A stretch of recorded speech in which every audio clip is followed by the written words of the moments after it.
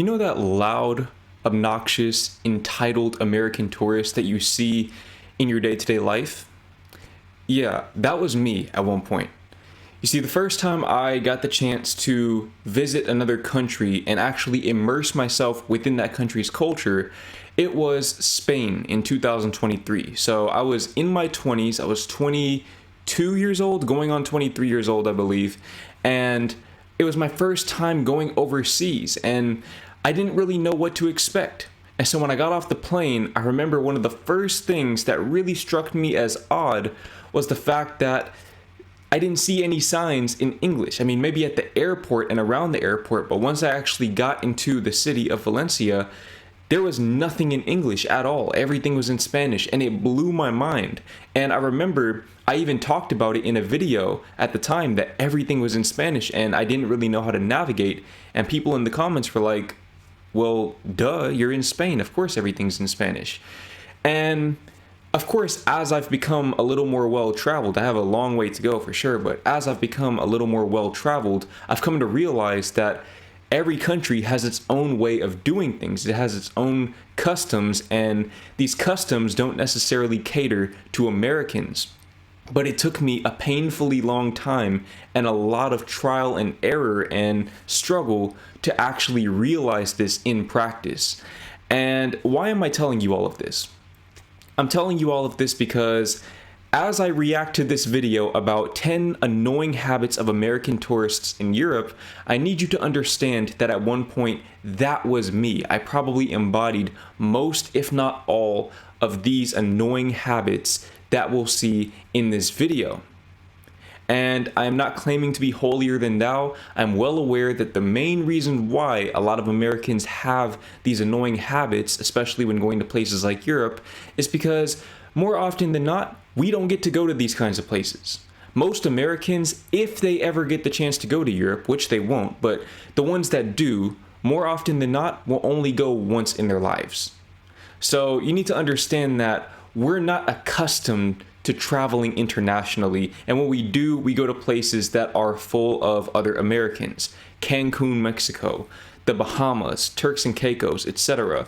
We go to these little bubbles where even though we're technically in another country, we're really in sort of an offshoot of America and American culture. Bearing that in mind, in this video, I'm going to be reacting to the 10 most annoying habits of American tourists in Europe.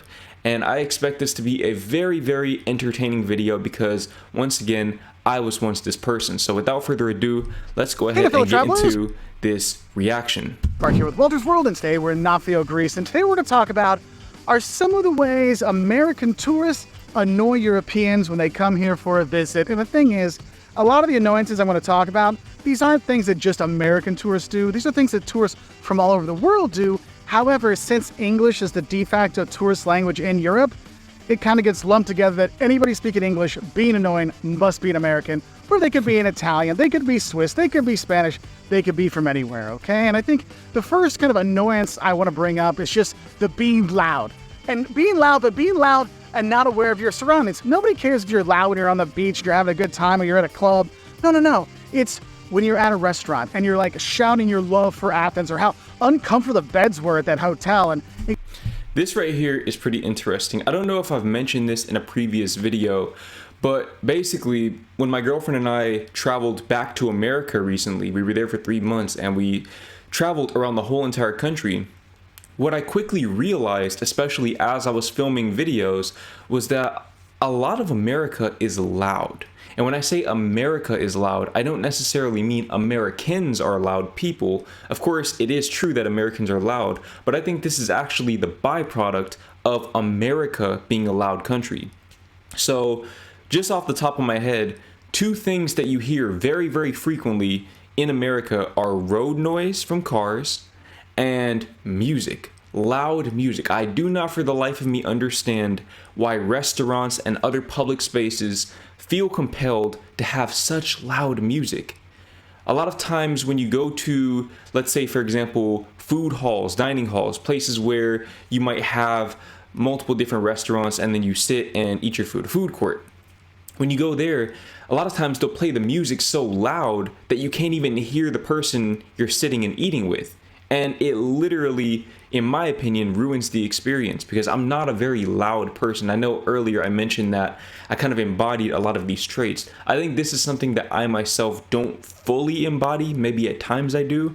And that's primarily because I grew up occupying these loud spaces and being around road noise all the time, where you have a lot of cars driving on concrete at high speeds, and that creates a loud environment. And you have to be able to project your voice. My girlfriend, she's from the Netherlands, and people were complaining in the comments of the vlogs we did together throughout the US that they couldn't hear her because she's not used to projecting her voice like that, because in the Netherlands it's quiet.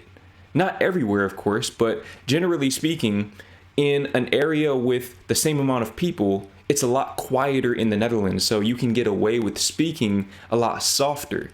So that's something that she never really had to develop, but I guarantee you that if she had grown up in New York City, she would be able to project her voice just like any other New Yorker. But if you ever hear Americans speaking very loudly, this is the reason why. And then on top of the fact that it's loud in the environment, because it's loud in the environment, everyone's trying to speak over the background noise, so then other people have to speak over those people, and it just keeps going up until it gets so loud that you just have to leave. So that's why Americans are so loud, if you ever wondered.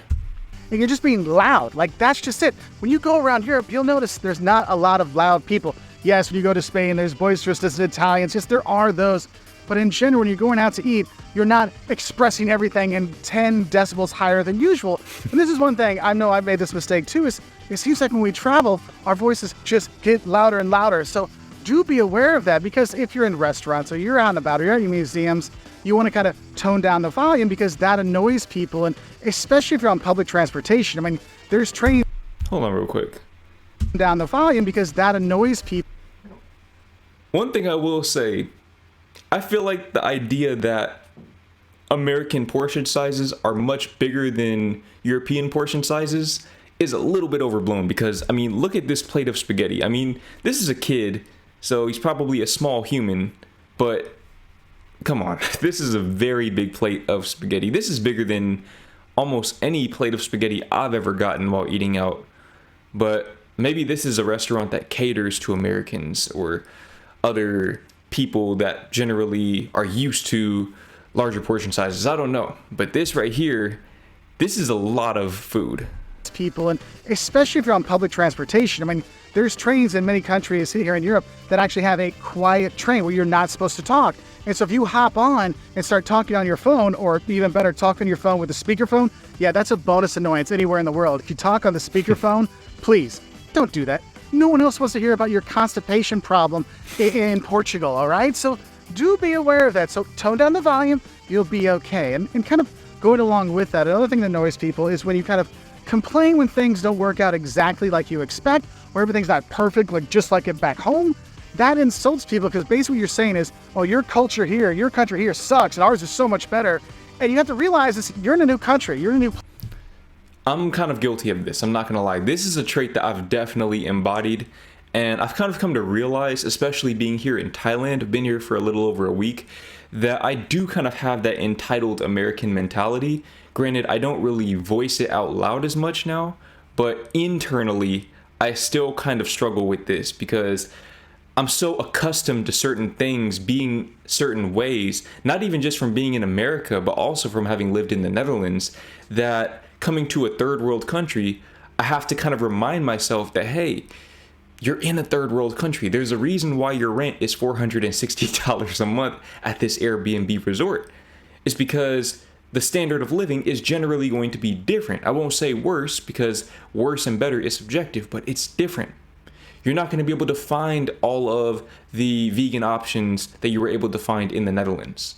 Or if you do, you're going to be paying a very high import tax, because that's not a part of the culture here. That's okay. That's what you signed up for when you decided to book that Airbnb and book those flights. That's something that I'm still working on. Certain things like the internet, for example, just things of that nature, I'm really having to just remind myself that, hey, this is a different place. It provides a different experience, and that is why you are here. That's the whole point. That's literally the point of coming here. New place, and things do work a little bit differently. Because I have heard people complain, oh, the metros are so full. I'm like, well, yeah, you're in Paris during rush hour. People have to get to work. That's part of life. There was a video that went viral a few weeks ago about this lady that was complaining, like, they show these beautiful pictures of the Amalfi Coast, but they don't tell you how you have to take a train and then a bus and then a ferry, and then there's all these people there. Well, yeah, shocking. You have to travel, right? Side note, completely unrelated side note, but shout out to my man right here for putting in the work and filming this video outside. I can tell it's hot because that man is glistening right now, and we're only 2 minutes into the video.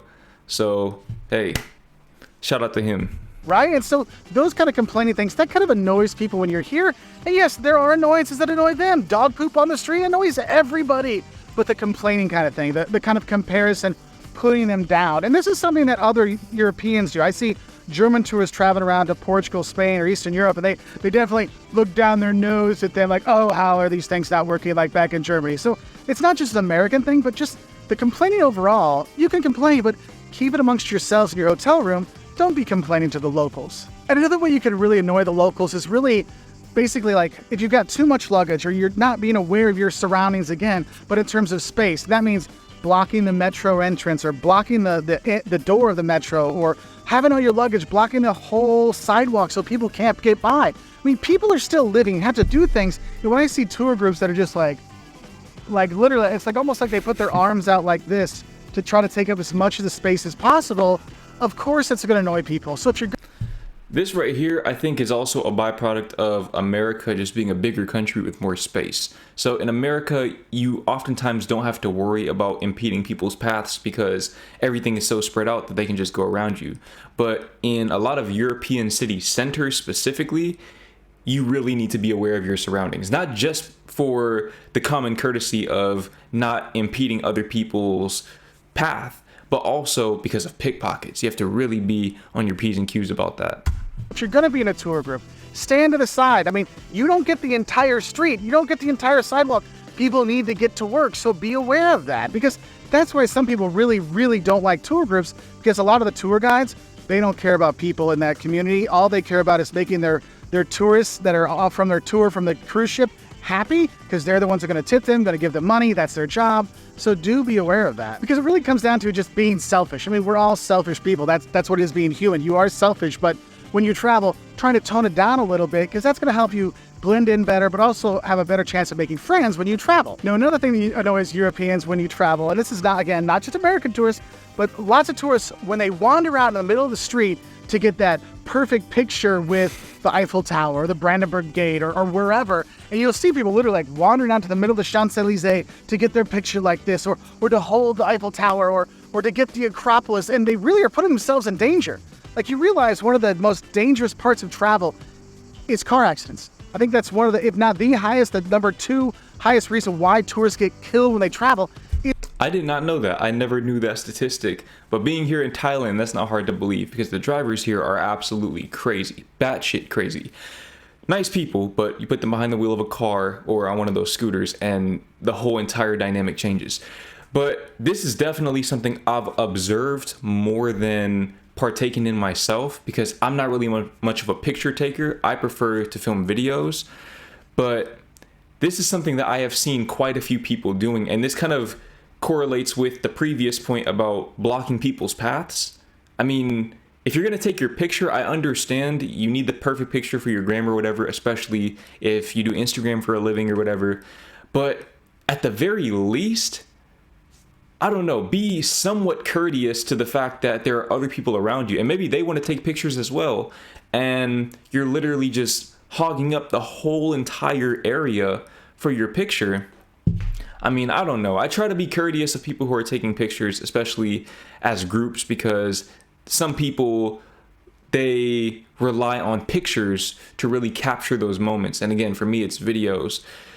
But I don't know. I feel like take your picture and then move on. Don't just sit there and have a whole entire photo shoot for 20 minutes in one spot and literally impede a whole entire stairway, for example. I don't know. To me, it just doesn't make sense. Is car accidents. And so if you're out there trying to get that perfect picture in the middle of the street, yeah, you know what? If you're here in Greece, you're going to die. Like, people are just going to boom, knock you over. So don't do that, because that's where people are like, what the heck are you doing? Like, I see the locals like ripping their hair out when people are trying to walk across the circle around the Arc de Triomphe in Paris. There's stairs to go down. And that's just it. Some of these pictures you take that are dangerous, there's spots you can take it without being dangerous. There's a whole huge park behind the Eiffel Tower you can take pictures from. The Brandenburg Gate, the other side, there's actually a pedestrian square you can stand at and get your pictures. So think about those things, because you're putting yourself in danger, but also those drivers out there, you're putting them in danger too. Now, the next annoyance that happens with American tourists is when they only speak English. Now, I'm not saying Americans should speak tons of languages, because all those things that people say, well, Europeans all speak 5 or 6 languages, that's a bunch of BS. I've traveled all around Europe. I've lived around Europe. I lived here for 12 years, multiple countries. Yes, a lot of people will speak the local language and in English. But the ones that are like, oh no, they speak French and Spanish and Portuguese and German and English and Ritto-Romanish and some Luxembourgish. Yeah, no, those are the Luxembourgers. Those are the Swiss. You go to Spain. The Spain speak Spanish. Some speak some English. You go to Portugal. Yes, there's a lot. He raises a very good point there. I feel like the idea that Europeans are all polyglots or multilingual, whatever you want to call it, is not really true. Granted, to his point, they speak the local language, and then in some European countries, they speak English. The Netherlands is a great example of that. But more often than not, I think what gets lost in the minds of Americans is that even if they speak English, it's their second language at best.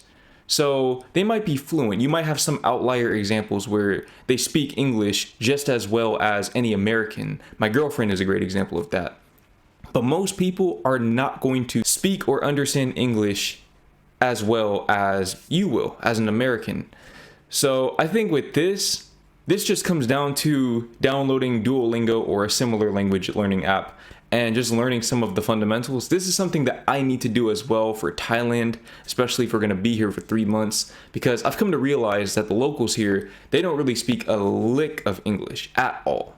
Literally nothing. It's just like with Spain, where most of them don't speak English. The only thing they might understand in English is thank you. Otherwise, it's just pointing, thumbs up, and body language.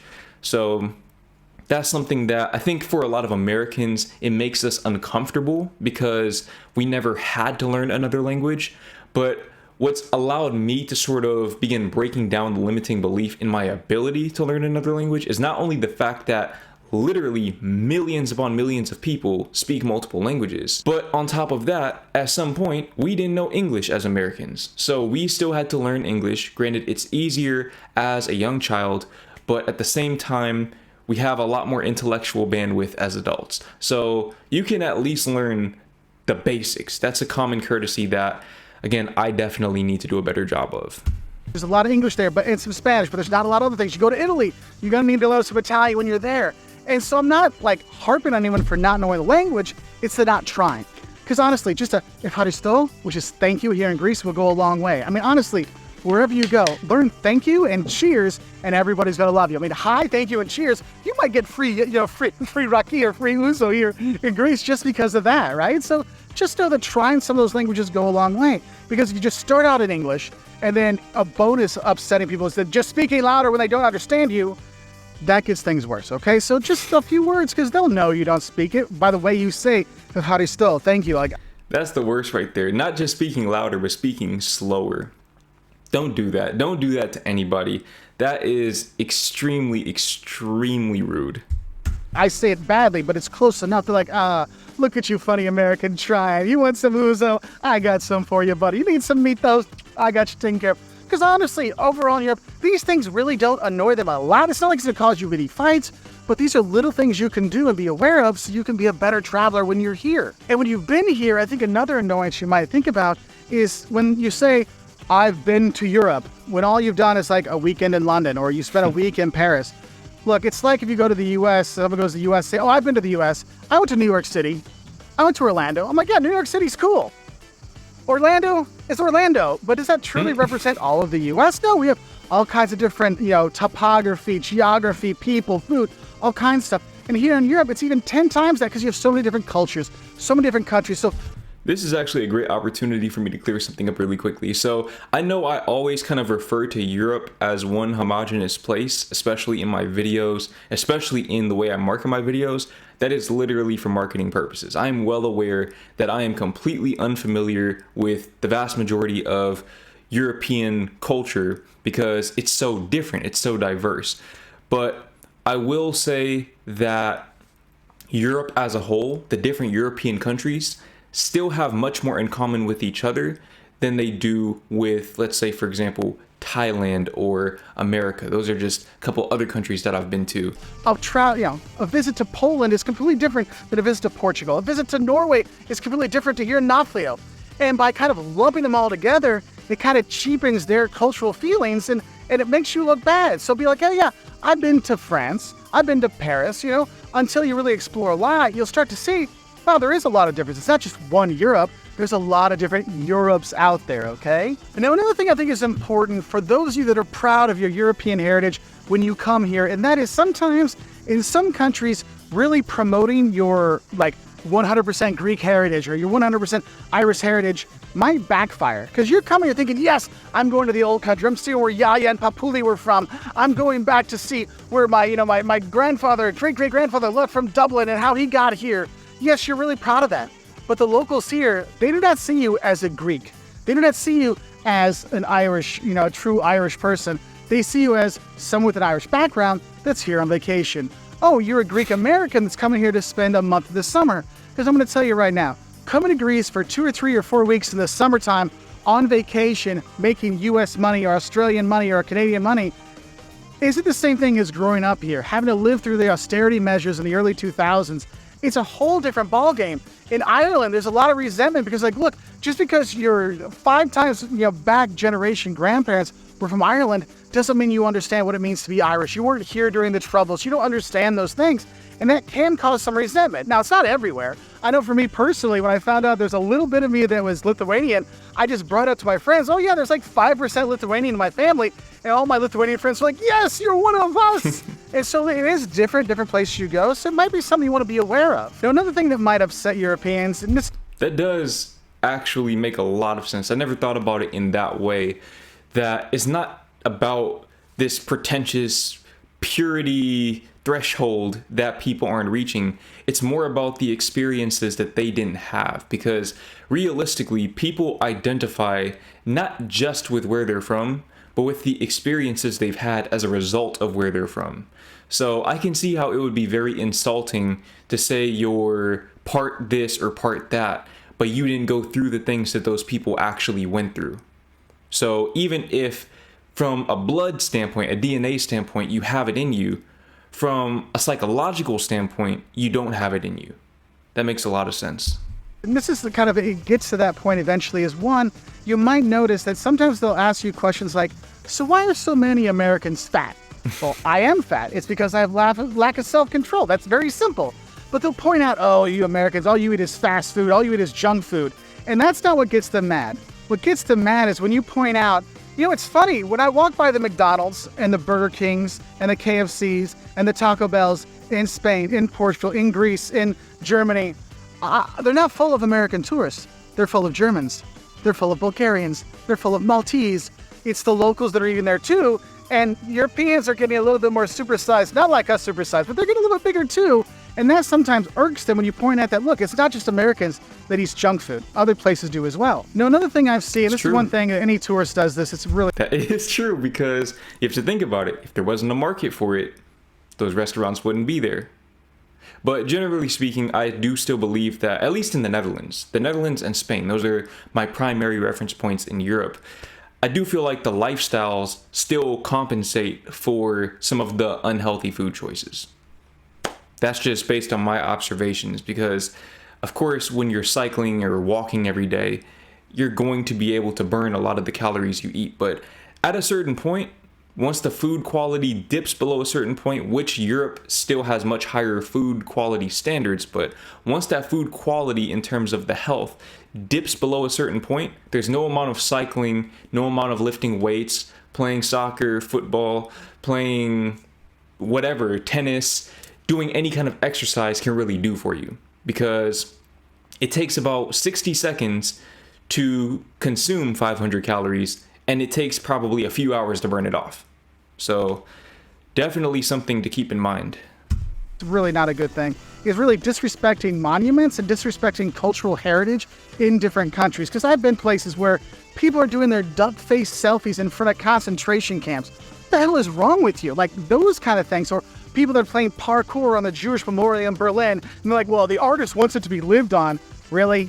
Come on. I mean, this isn't just something American tourists do. This is something any tourist does. So be respectful when you go around. Don't be making a fool, especially in very solemn locations when there's memorials or places where people have died or battlefields. I mean, it's a very important thing for a lot of people, and it will insult people sometimes when you do that. And then as an American, I think there's one kind of important thing you need to know that will upset some Europeans no matter what you do, and that's just the fact that you're American.